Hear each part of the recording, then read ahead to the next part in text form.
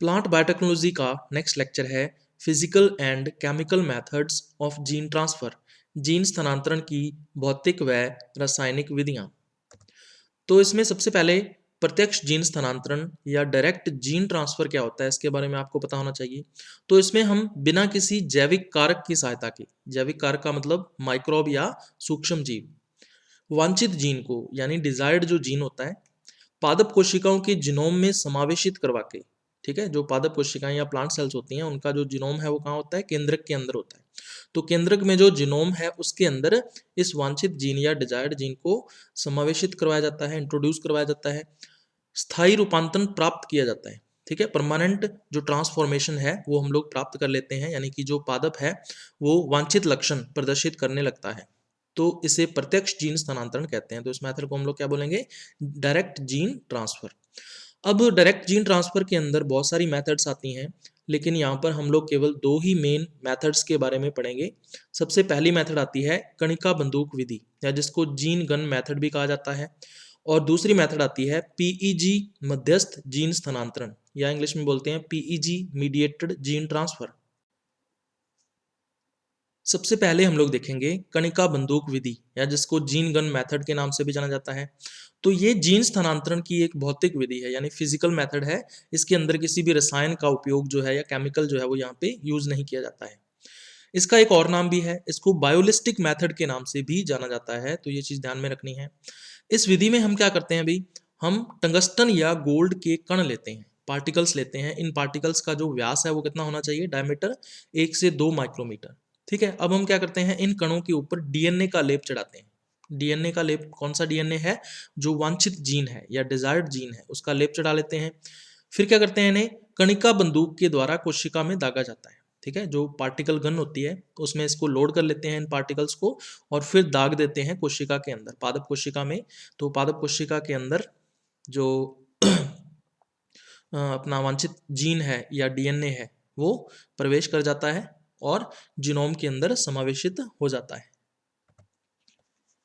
तो इस डायग्राम के अंदर आप देख सकते हो ये टंगस्टन या गोल्ड का पार्टिकल है, जिसका व्यास या डायमीटर कितना है, 1 से 2 माइक्रोमीटर है। इसके ऊपर डीएनए का लेप चढ़ा हुआ है। ये डीएनए कौन सा है अभी, वांछित जीन या डिजायर्ड जीन है। अब इसको हम लोग गतिमान करते हैं। ठीक है, तो इनको गतिमान कैसे करेंगे, पार्टिकल गन की सहायता से, जो कणिका बंदूक हमने यूज करनी है। ठीक है, तो ये पार्टिकल्स कहाँ चले जाएंगे अभी, पादप कोशिका के अंदर प्रवेश कर जाएंगे। पहले प्लाज्मा झिल्ली को भेद कर, फिर उसके बाद केंद्रक झिल्ली को भेद कर कहाँ पहुंच जाएंगे, केंद्रक के अंदर। तो केंद्रक के अंदर जो डीएनए हमने लेप चढ़ाया था डीएनए का, वो डीएनए जो जीनोम है उसके अंदर समावेशित हो जाता है या इंट्रोड्यूस हो जाता है। अब गोल्ड की बात करें तो ये बहुत ही महंगा होता है, ये आपको पता ही होगा, बहुत कॉस्टली होता है। लेकिन ये कोशिकाओं के लिए कम हानिकारक होता है। जो प्लांट सेल्स हैं या पादप कोशिकाएं हैं उनके ऊपर कोई भी हार्मफुल इफेक्ट या हानिकारक प्रभाव नहीं डालता है। कणिका बंदूक की बात करें या पार्टिकल गन की, तो ये बहुत ही महंगी होती है। अभी कितनी कीमत होती है इसकी, 15 लाख रुपए। ठीक है, तो 15 लाख इसकी जो कॉस्ट है वो होती है। पार्टिकल गन या कणिका बंदूक में हम करते क्या है, अभी संपीड़ित हीलियम गैस का यूज किया जाता है। कंप्रेस्ड हीलियम गैस जो है वो भरी हुई रहती है। ठीक है, और इस गैस के द्वारा ही जो पार्टिकल्स या कण होते हैं टंगस्टन या गोल्ड के, उनको त्वरित किया जाता है या उनको एक्सेलरेट किया जाता है। ठीक है, तो कण जब केंद्रक के अंदर पहुंच जाते हैं, जो पार्टिकल्स हैं जब न्यूक्लियस के अंदर पहुंच जाते हैं, तो जो डीएनए है ना, जो डीएनए का लेप हमने चढ़ाया था, वो पौधों के जीनोम में समावेशित हो जाता है। प्लांट का जो जीनोम होता है उसके अंदर वो इंट्रोड्यूस हो जाता है। ठीक है, जिससे जो प्लांट सेल है वो ट्रांसफॉर्म्ड हो जाती है या रूपांतरित हो जाती है। तो इस विधि से हम लोग विभज्योतक व भ्रूण में जीन स्थानांतरण करते हैं। ठीक है, जो मेरिस्टेम होता है प्लांट्स के अंदर उसमें, और जो एम्ब्रियो होता है या भ्रूण होता है पौधों का, उसमें जीन स्थानांतरण जो है वो इस मेथड के द्वारा किया जाता है। तो ये देख सकते हो भी आप ये जीन गन या कणिका बंदूक है। तो इसके अंदर गैस एक्सेलरेशन ट्यूब होती है एक, जिसके अंदर दाब कितना होता है, 1000 psi प्रेशर इसके अंदर बना के रखा जाता है। और इसमें रप्चर डिस्क होती है। ठीक है, और इसके अलावा माइक्रो कैरियर होता है, और माइक्रो कैरियर के साथ माइक्रो पार्टिकल्स जो हैं वो लगे हुए रहते हैं, जो कि गोल्ड या टंगस्टन के बने होते हैं। ठीक है, उसके अलावा इसमें क्या होता है, एक स्टॉपिंग स्क्रीन होती है, ठीक है, जो इस गैस एक्सेलरेशन ट्यूब को रोकने का काम करती है, ताकि जो पार्टिकल्स हैं उनको आगे एक्सेलरेट किया जा सके। तो स्टॉपिंग स्क्रीन से होते हुए ये जो पार्टिकल हैं, माइक्रो पार्टिकल्स या सूक्ष्म कण जो हैं, ये स्टॉपिंग स्क्रीन को पास करते हुए आगे चले जाते हैं। और आगे क्या होता है अभी, एक स्लाइड के ऊपर टारगेट टिश्यू रखा होता है ना। जो टारगेट टिश्यू है वो कौन सा हो सकता है, एम्ब्रियो या भ्रूण हो सकता है, या फिर मेरिस्टेम हो सकता है, ठीक है। तो ये है भी पार्टिकल गन या कणिका बंदूक। उसके बाद दूसरी मेथड आती है पीईजी मध्यस्थ जीन स्थानांतरण या पीईजी मीडिएटेड जीन ट्रांसफर। तो ये जीन स्थानांतरण की एक रासायनिक विधि है या केमिकल मेथड है, इसके अंदर रसायन या केमिकल का उपयोग किया जाता है, ठीक है। इस विधि में हम क्या करते हैं अभी, पीईजी के द्वारा जीन स्थानांतरण को प्रेरित किया जाता है ना, जीन ट्रांसफर को इंड्यूस किया जाता है पीईजी के द्वारा। पीईजी की फुल फॉर्म आपसे पूछी जा सकती है, इंपॉर्टेंट है, पॉलीएथिलीन ग्लाइकोल। ये एक रसायन होता है जो जीन स्थानांतरण को इंड्यूस कर सकता है या प्रेरित कर सकता है। तो इसके लिए हम लोग क्या करते हैं अभी, एक बीकर लेते हैं और उस बीकर के अंदर जो रूपांतरण पोषक पदार्थ है या ट्रांसफॉर्मेशन न्यूट्रिशन मीडियम है ना, वो डाल देते हैं।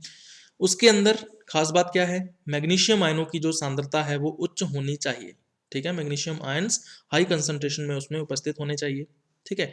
अब हम क्या करते हैं, जो पादप प्रोटोप्लास्ट होता है ना, पादप कोशिकाएं जो हैं उनको प्रोटोप्लास्ट में कन्वर्ट कर लेते हैं, उनकी कोशिका भित्ति को हटाकर, और इन पादप प्रोटोप्लास्ट को फिर इस पोष पदार्थ के अंदर, ठीक है, या न्यूट्रिशन मटेरियल के अंदर डाल दिया जाता है। फिर उसके बाद नेक्स्ट स्टेप हमारा क्या है, जो वांछित जीन होगा, डिजायर्ड जीन या डीएनए जो है उसको बीकर के अंदर डाल दिया जाता है।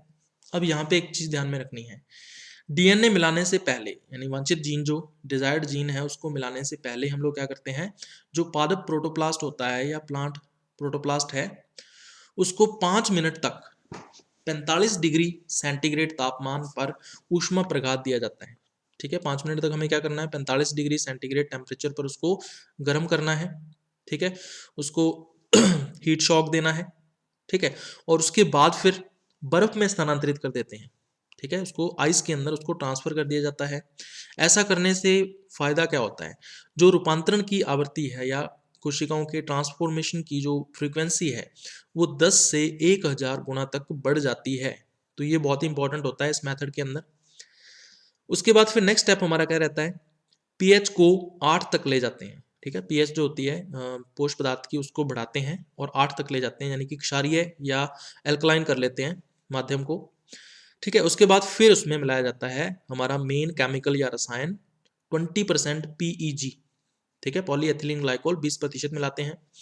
फिर उसके बाद नेक्स्ट स्टेप क्या है अभी, पीईजी की सांद्रता को घटाते हैं, जो पॉलीएथिलीन ग्लाइकोल है उसकी कंसंट्रेशन को कम कर लेते हैं और कैल्शियम आयनों की जो सांद्रता है उसको इंक्रीज कर देते हैं, ठीक है। और उसके बाद फिर कुछ समय के लिए उष्मायन करते हैं, इसको इंक्यूबेटर के अंदर रख के और इंक्यूबेट किया जाता है इस बीकर को। तो इस डायग्राम के अंदर देख सकते हो भाई, इस बीकर में हमें स्टेप बाय स्टेप जो भी इवेंट्स करने हैं वो यहाँ पे दिए हुए हैं। सबसे पहला क्या है, रूपांतरण पोषक पदार्थ डालते हैं स्पीकर के अंदर जिसमें मैग्नीशियम आयनों की सांद्रता या कंसंट्रेशन उच्च होनी चाहिए।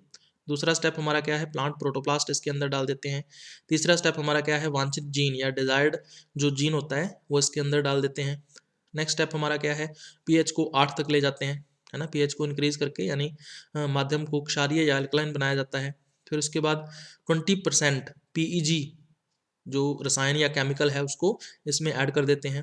फिर उसके बाद नेक्स्ट स्टेप हमारा क्या है अभी, कुछ समय तक इंक्यूबेशन या उष्मायन किया जाता है, ठीक है। उष्मायन करने के बाद फिर उसके बाद पीईजी की जो सांद्रता है या कंसंट्रेशन है पॉलीएथिलीन ग्लाइकोल की उसको डिक्रीज करते हैं या घटाते हैं, और कैल्शियम आयंस जो हैं उनकी सांद्रता को इसके अंदर, इन कंसंट्रेशन को इसके अंदर इंक्रीज किया जाता है या बढ़ाया जाता है। तो ये स्टेप्स रहते हैं इस मेथड के अंदर। तो ये था भी अपना आज का लेक्चर।